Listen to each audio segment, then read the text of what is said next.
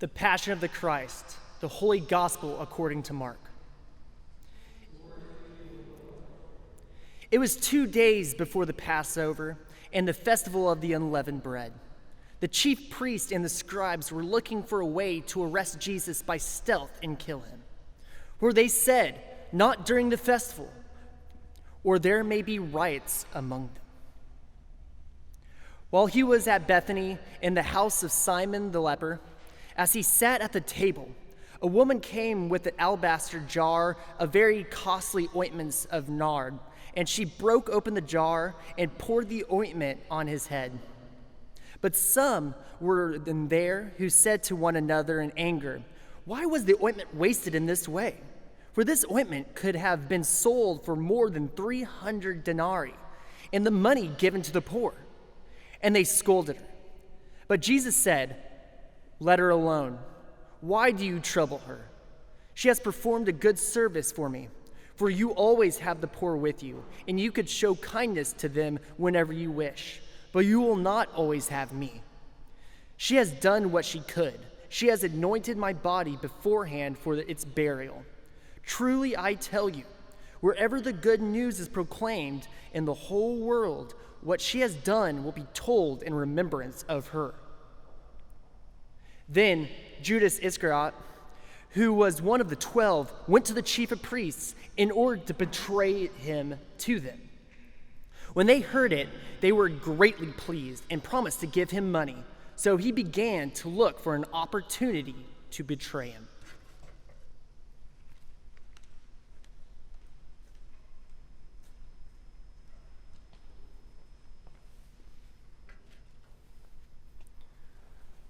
On the first day of unleavened bread, when the Passover lamb is sacrificed, his disciples said to him, "Where do you want us to go and make the preparations for you to eat the Passover?" So he sent 2 of his disciples, saying to them, "Go into the city, and a man carrying a jar of water will meet you. Follow him, and wherever he enters, say to the owner of the house, 'The teacher asks, where is my guest room where I may eat the Passover with my disciples?' He will show you a large room upstairs, furnished and ready. Make preparations for us there." So the disciples set out and went to the city and found everything as he had told them, and they prepared the Passover meal. When it was evening, he came with the 12. And when they had taken their places and were eating, Jesus said, "Truly I tell you, one of you will betray me, one who is eating with me." They began to be distressed and to say to him one after another, "Surely not I." He said to them, "It is one of the 12, one who is dipping bread into the bowl with me. For the Son of Man goes as it is written of him, but woe to that one by whom the Son of Man is betrayed. It would have been better for that one not to have been born." While they were eating, he took a loaf of bread, and after blessing it, he broke it, gave it to them, and said, "Take, this is my body." Then he took a cup, and after giving thanks, he gave it to them, and all of them drank from it. He said to them, "This is my blood of the covenant, which is poured out for many. Truly I tell you, I will never again drink of the fruit of the vine until that day when I drink it new in the kingdom of God."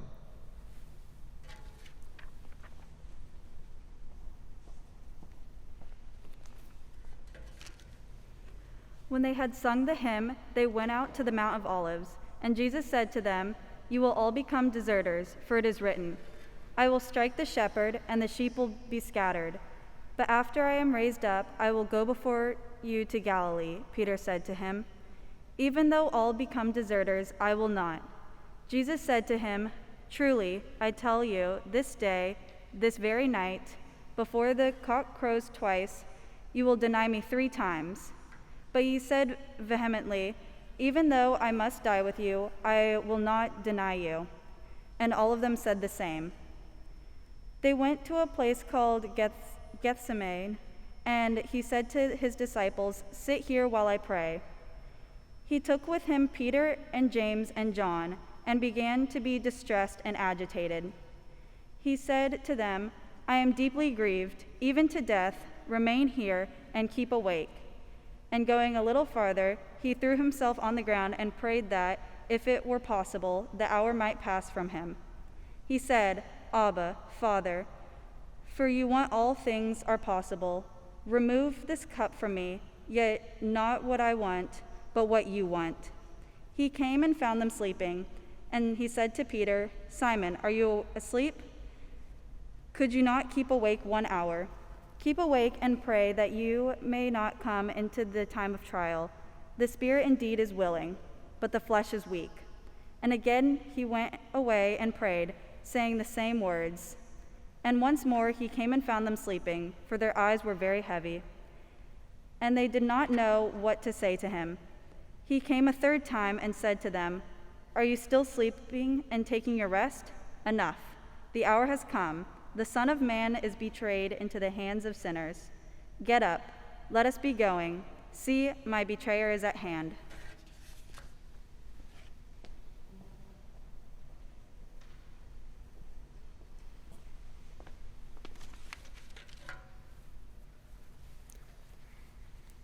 Immediately, while he was still speaking, Judas, one of the 12, arrived, and with him there was a crowd with swords and clubs from the chief priests, the scribes, and the elders. Now the betrayer had given them a sign, saying, "The one I will kiss is the man. Arrest him and lead him away under guard." So when he came, he went up to him at once and said, "Rabbi," and kissed him. Then they laid hands on him and arrested him. But one of those who stood near drew his sword and struck the slave of the high priest, cutting off his ear. Then Jesus said to them, "Have you come out with swords and clubs to arrest me as though I were a bandit? Day after day I was with you in the temple teaching, and you did not arrest me. But let the scriptures be fulfilled." All of them deserted him and fled. A certain young man was following him, wearing nothing but a linen cloth. They caught hold of him, but he left the linen cloth and ran off naked.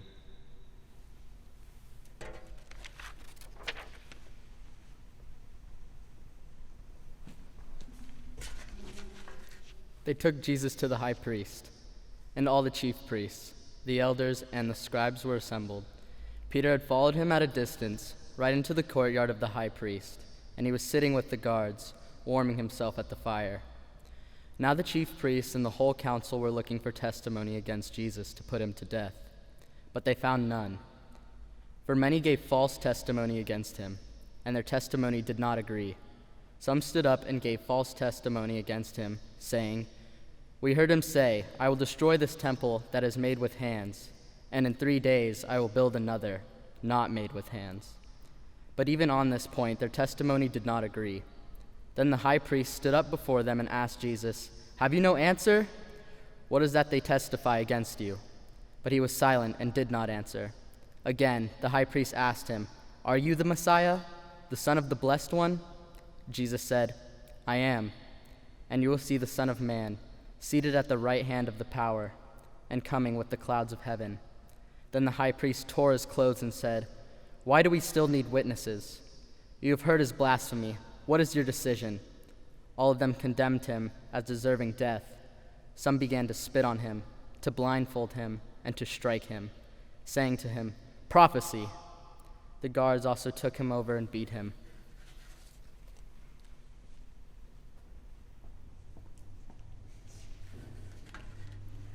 While Peter was below in the courtyard, one of the servant girls of the high priest came by.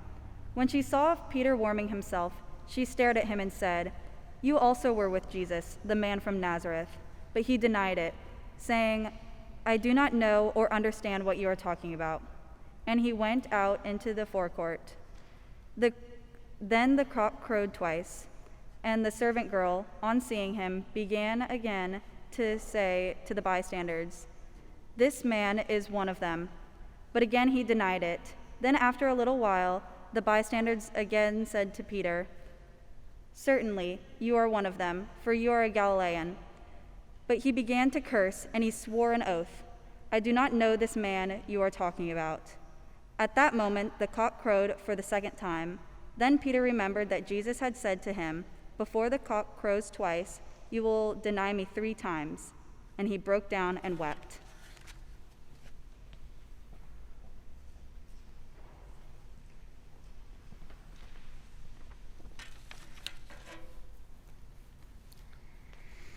As soon as it was morning, the chief priests held a consultation with the elders and scribes and the whole council.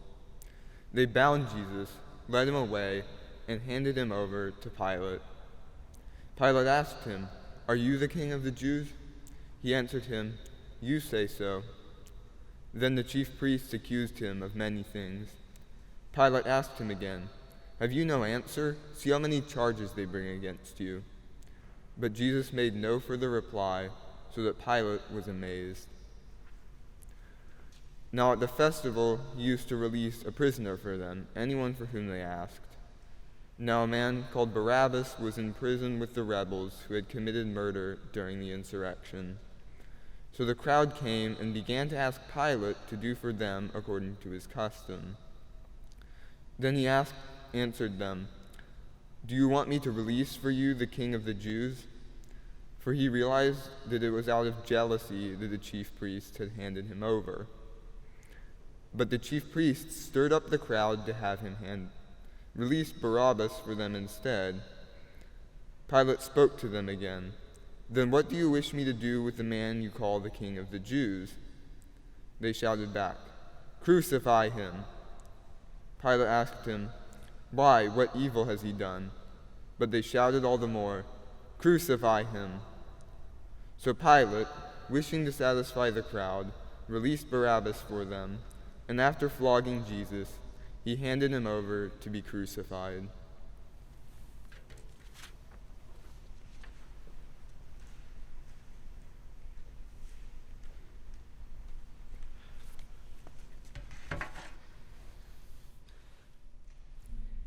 Then the soldiers led him into the courtyard of the palace, and they called together the whole cohort.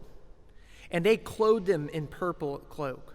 And after twisting some thorns into a crown, they put it on him. And they began to saluting him, "Hail, King of the Jews!"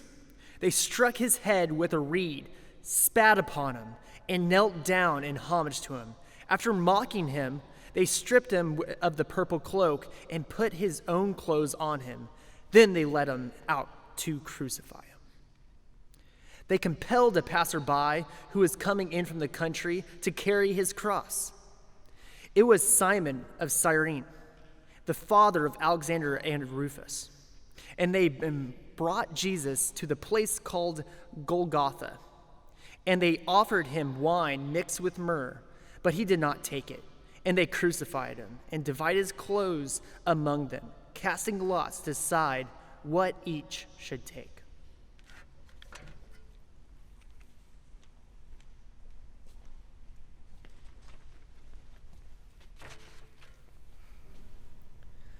It was 9 o'clock in the morning when they crucified him. The inscription of the charge against him read, "The King of the Jews." And with him they crucified 2 bandits, one on his right and one on his left. Those who passed by derided him, shaking their heads and saying, "Aha! You who would destroy the temple and build it in 3 days, save yourself and come down from the cross." In the same way, the chief priests, along with the scribes, were also mocking him among themselves and saying, "He saved others, he cannot save himself. Let the Messiah, the King of Israel, come down from the cross now, so that we may see and believe." Those who were crucified with him also taunted him.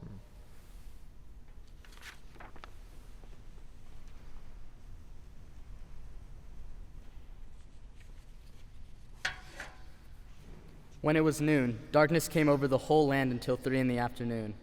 At 3 o'clock, Jesus cried out with a loud voice, "Eloi, Eloi, lama sabachthani," which means, my God, why have you forsaken me?" When some of the bystanders heard it, they said, "Listen, he is calling for Elijah." And someone ran, filled a sponge with sour wine, put it on a stick, and gave it to him to drink, saying, "Wait, let us see whether Elijah will come to take him down." Then Jesus gave a loud cry and breathed his last, and the curtain of the temple was torn in two, from top to bottom. Now when the centurion, who stood facing him, saw that in this way he breathed his last, he said, "Truly this man was God's son." There were also women looking on him from a distance. Among them were Mary Magdalene and Mary the mother of James, the younger, and of Joses and Salome. They used to follow him and provided for him when he was in Galilee, and there were many other women who had come up with him to Jerusalem.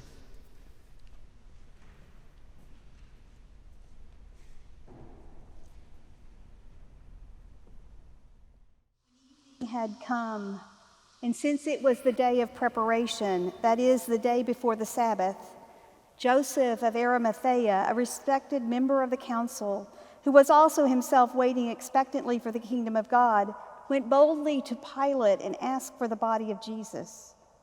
Then Pilate wondered if he was already dead, and summoning the centurion, he asked him whether he had been dead for some time. When he learned from the centurion that he was dead, he granted the body to Joseph. Then Joseph bought a linen cloth, and taking down the body, wrapped it in the linen cloth, and laid it in a tomb that had been hewn out of the rock. He then rolled a stone against the door of the tomb. Mary Magdalene and Mary the mother of Joses saw where the body was laid. This is the gospel of the Lord. Praise to you, O Christ.